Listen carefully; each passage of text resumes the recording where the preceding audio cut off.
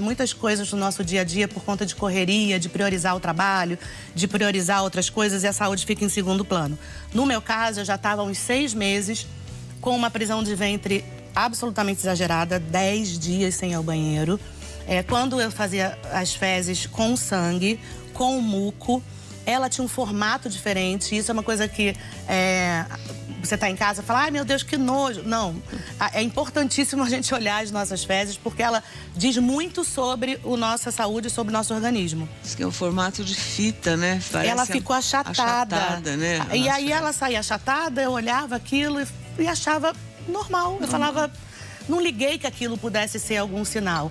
Ela está achatada porque, como o meu câncer é no reto, ele impede a passagem. Então, quando passa, achata. Então, as fezes saem achatadas. Eu comecei a ter picos de pressão alta, muita dor de cabeça. Tanto é que a primeira internação que eu tive, que eu passei mal, eu fui internada e o diagnóstico foi uma cefaleia, foi uma dor de cabeça e me indicaram procurar um neuro. Isso foi numa quarta. Eu acordei de manhã, numa quinta-feira, depois de ter voltado do hospital, fui ao banheiro normalmente e quando eu fui andar até o banheiro, eu senti escorrer uma coisa nas minhas pernas. Quando eu olhei, era sangue, mas não era pouco sangue, era muito sangue. E aí, eu comecei a me sentir mal, fiquei tonta com aquele sangue todo, tive um desmaio. Me levaram às pressas para o hospital, na emergência. Quando eu entrei na emergência, os médicos já pediram exames, como tomografia, ressonância. Na primeira tomografia já apareceu o tumor. Quer dizer, era um tumor significativo. Então ele aparecia. Ele tem 6 centímetros. Grande. Ele é grande. Quer dizer, quando aparece, já está num... E é importante a gente falar, eu não fiz colonoscopia, que é um exame muito importante. Depois dos ele 40, hoje é indicado para todo mundo aos 45 anos. Se você tem algum caso de um parente que teve um câncer no intestino, vamos supor, o seu avô, sua avó, seu pai teve com 60 anos. Você faça com 50 anos. Você faz com 10 anos a menos. A colonoscopia. Por que eu estou dizendo isso? Porque na colonoscopia você descobre os pólipos. Isso. Esses pólipos, na própria colonoscopia, que é um exame, que não é um exame muito acessível, a gente tem que dizer isso, na rede pública. É complicado. Mas se marcar, se você for, você consegue. Como um preventivo, né? Não espera passar mal, não espera sentir alguma coisa para fazer. Tem 45 anos, já vai. Ou tem algum caso na família, já marca. E aí o pólipo, ele tira na hora, na colonoscopia já tira, porque ele pode virar um câncer. O meu, por exemplo, ele é assim, ele é um pólipo.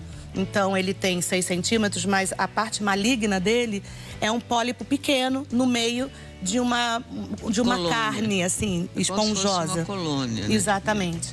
Então, é muito importante a gente fazer colonoscopia. Eu, quando tive meu diagnóstico, e eu comecei a dividir isso com os meus fãs, com meus seguidores, com o público, de um modo geral, cresceu muito a demanda desse exame. Muitos médicos que me atenderam falaram, nossa, muita gente veio fazer, muitos amigos me falaram, eu tô indo fazer colonoscopia por sua causa.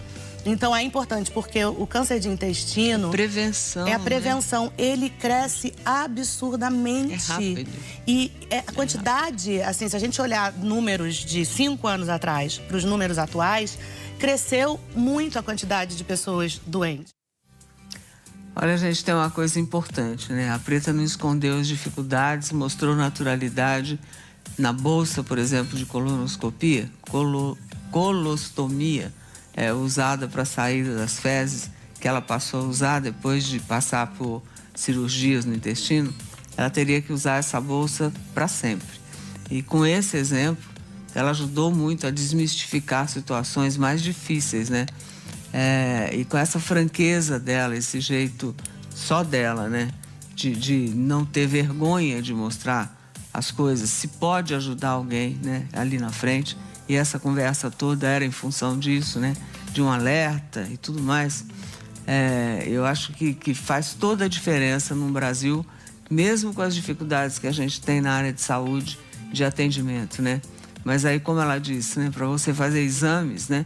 se você está com 45 anos, né, mesmo que, se você na sua família, principalmente, tem alguém, vá antes, né? Vá aos 45 anos, vá lá e peça, e diz, olha, eu quero fazer uma preventiva. Vai ser difícil? Vai, mas tem que tentar e tem que fazer, porque você tem direito a isso. E ainda nessa entrevista, a gente falou sobre muitas questões, inclusive sobre a finitude da vida. A morte, ela é um tabu e é um assunto que, quando se toca, não, muda de assunto, não quero falar. Mas ela é a única certeza que temos. É a única certeza. E eu tenho um pai que já fala sobre isso em várias canções. É verdade. Né? Por sinal, fez 80 anos lindamente. Fez, agora vai fazer 81 mês que vem. Já. Já passou rápido. E meu pai conversa muito comigo sobre isso, assim. Ele também passou por um problema de saúde em 2017. E aí, quando a gente passa por esses problemas, a gente vê a finitude. A gente enxerga. Eu passei por uma sepsemia que eu fui entendendo só depois, quando eu fui voltando, a gravidade do que eu tive. A gravidade do que você teve. E quando os meus médicos